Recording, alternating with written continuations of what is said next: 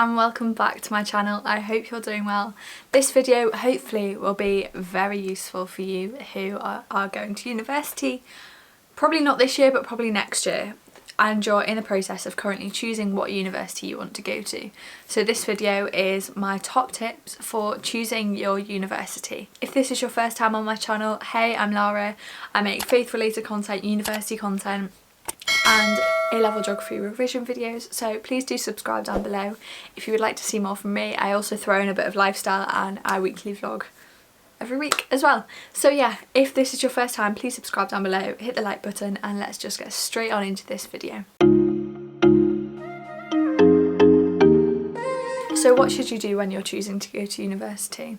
You are about to go and look for a university, and where do you start?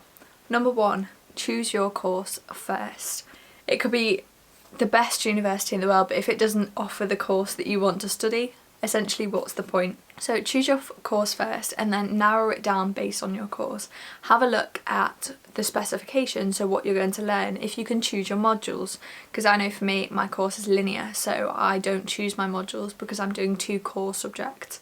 I'm doing the core of two subjects. I get to choose in third year, but in first and second year I didn't get to choose my modules at all.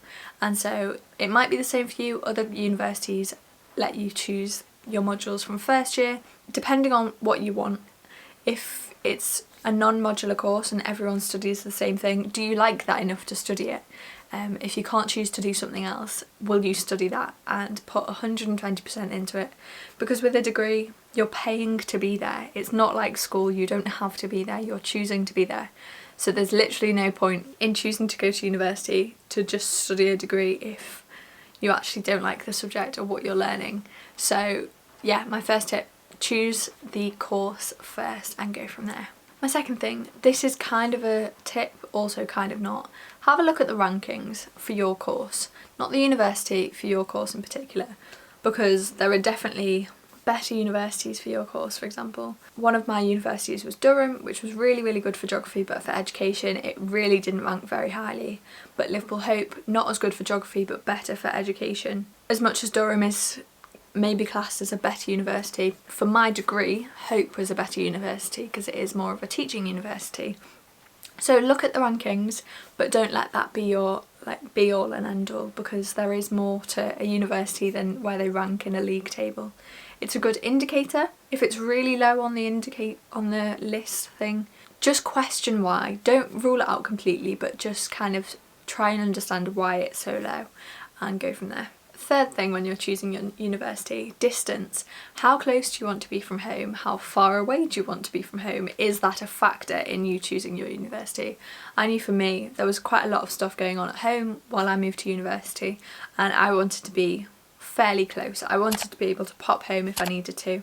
So my uni from my house where I am now is a 45-minute drive, which is far. It's far enough that people can't just pop round every day, but it's close enough that I can come home easily. Whereas if I wanted to move further, I'd have gone like Edinburgh or London or Cardiff or I don't even know. So I live on the Wirral. The closer ones are probably Liverpool, all the ones in Liverpool, Edge Hill, Uni of, John Moores, Hope, Manchester, maybe Lancaster. That's like 2 hours away. That's kind of what I wanted. I wanted something within there. Yeah, I applied to Durham and Hull and somewhere else, but I can't remember what the other one was. Oh well, it doesn't matter. Yeah, that's also a factor. Do you want to be close to home? Do you not? Work out how long it's going to take you to get there. In normal traffic, it might take you 2 hours, but in rush hour and you really need to get home for something, it might take you 5. So just be aware that it can vary. And if you don't drive, what are the public transport options? So I know that if I went to somewhere like Leeds, there's a pretty good connection from Liverpool to Leeds. But if I was to go to somewhere like, I don't even know, UCLan for example, from what I know it's not really close to anything, so it would have been quite difficult for me to get there if I didn't drive. So just be aware, when you're moving up, if you can't get a car, you want public transport, and have a look what that is all about. The next thing is, do you want a campus university or do you want a city university? I knew for me, I wanted a bit more community, a bit more safety, and there are pros and cons to both. So a campus, the pros of a campus, there is that community feel. If you're staying on campus, you have 24-hour security. You're very much surrounded by students at this point. There's work on campus for you. Whereas a city university, you're in the city, obviously, you're closer to the shops, the amenities. If you like going out, there's a big nightlife scene in cities, whereas there might not be so much on a campus. And it might also not be as safe to walk around a city at night as it would be to walk around campus at night. But that is something that you need to make a decision of yourself and what you want when you're looking for your university. These are all factors that could influence what you choose. So if your course is really good but it's a city university and you want a campus university, are you happy to sacrifice that you want a campus to go to this university? It's kind of about weighing up what you can sacrifice and what you can't. You may find the perfect university for you, but you also might not. Once you have chosen what universities you would like to go for or like apply to, look at what the students say. The students are the ones that are a few years before you. They are doing the same, possibly the same degree as you. They've been in the same situation as you a couple of years before. So have a look on the website, see what the students are saying. Obviously on the university website it is going to be more positive. So have a look on Facebook, have a look for the hashtag of your university on Twitter. Students don't have to be honest about their university. I don't have to say anything nice about Hope, for example. I choose to because I really enjoy it. But if I didn't, there's no reason for me to say, oh yeah, I really enjoy my university. We as students aren't being paid to advertise the university, nothing like that.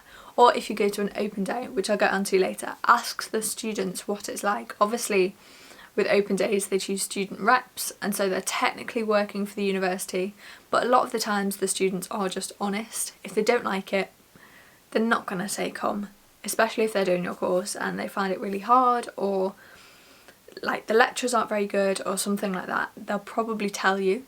So if you go to an open day, ask the students what it's like, and if you don't, have a look online, see what they're saying.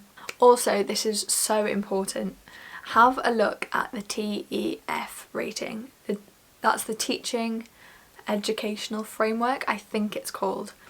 Have a look at that. This ranks essentially across the whole country the performance of the teaching at your university.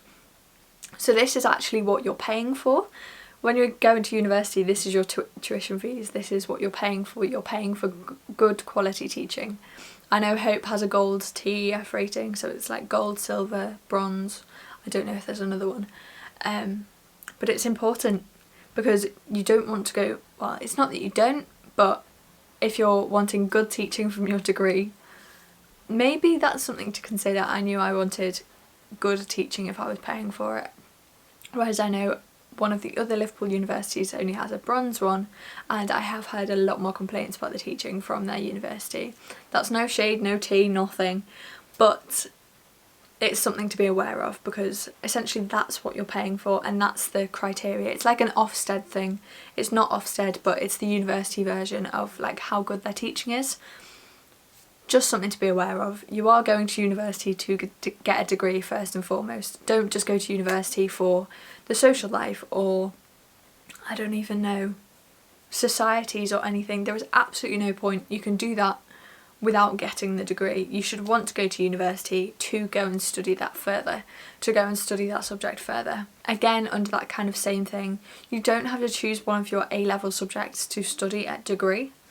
Yeah, you might want to, but you don't have to. There is such a wider scope at degree level that you can specialise so heavily, like zoology, or which I'm sure no one's taken an A-level in zoology, or like I do education alongside geography, so my A-levels were geography, history and politics.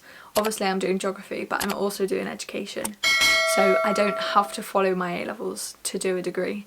Next point is look at the criteria and be realistic with yourself. What do you think you can achieve? What's the baseline of what you can achieve, and what's the highest you think you can achieve? I was kind of in the range of, my predicted grades were A, B, B at A-level, and when I was applying to university, granted it was at the start of year 13, so like I was still a year off, I was working at probably C level, so that was the kind of threshold that I had to work in between. So when I was applying to universities, I did apply for some of those big higher ones like Durham, which wanted AAB, I think, and then like Hope, for example, only wanted BCC. I ended up getting the AAB, but I chose to go to Hope instead because I just preferred that. It's going back to these things. I wanted a campus university, I wanted to be close to home, I wanted to feel safe. The teaching was so much better at Hope, and their like mental health and well-being of their students was very much taken on board. It is a smaller university and that's kind of what I wanted. So I'm a prime example. I got the offer for the big university, I got into the big university, but I didn't want to go because that's not where I needed to be. I needed to be at Hope.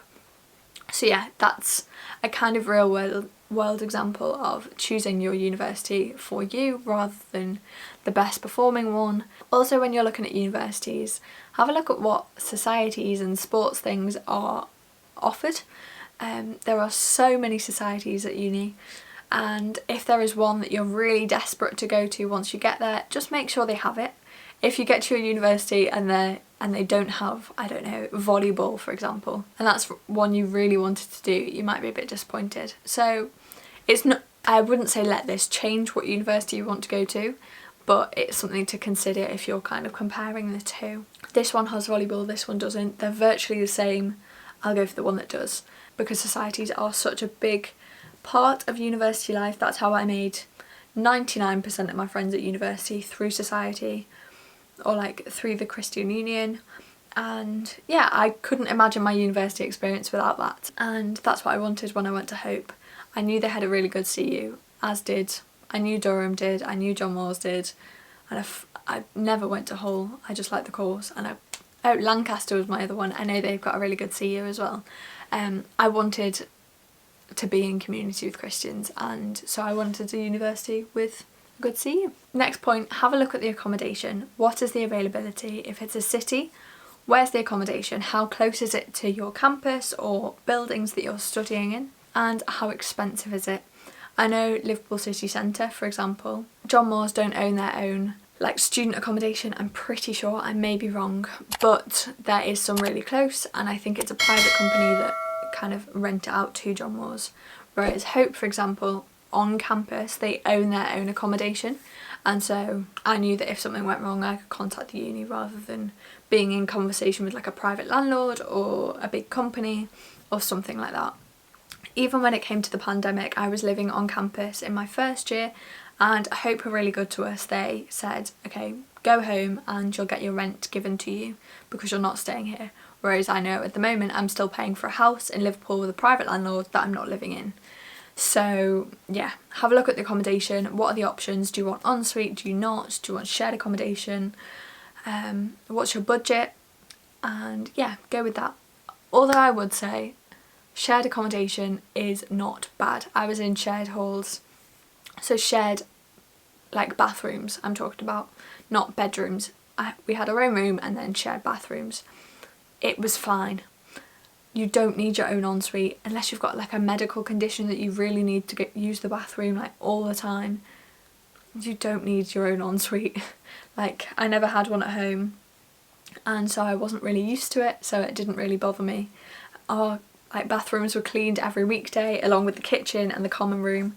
So yeah, I'd suggest having a look at the accommodation. And last and final piece of advice, go to an open day. You can get a bit of a feel of a university online, but you don't really know what it's like until you step foot on campus and spoken to the students, spoken to the lecturers, been to like testing things, whatever they're called, like taster sessions for your subject. Talk to the lecturers, ask what they suggest if that's the university you want to go to. What should you put in your personal statement? What should you be reading in advance? What would be good to read that would really go well with your degree? That kind of thing. They love to talk about their subjects and they're lovely. So go talk to the lecturers, go see what it's about, talk to students, as I've said before, see what their honest real world experience is, either living on campus, living in the city, that kind of thing. And yeah, I think that is all my advice. I really hope that was useful for you. If it was, please hit the like button down below, subscribe as well while you're down there, and yeah, If you have any more questions, feel free to leave them in the comments or drop me a message on Instagram. It's just Laura Hawkins 5 over there. And yeah, I am so glad you're here. Thank you so much for watching this far into it. And if I helped, please let me know. Or if you have any other advice and you've already applied to university or whatever, leave them in the comments below. Why not? Let's get a conversation started. Anyway, thank you so much. I hope this was useful, and I will see you on Saturday for a weekly vlog. Bye guys.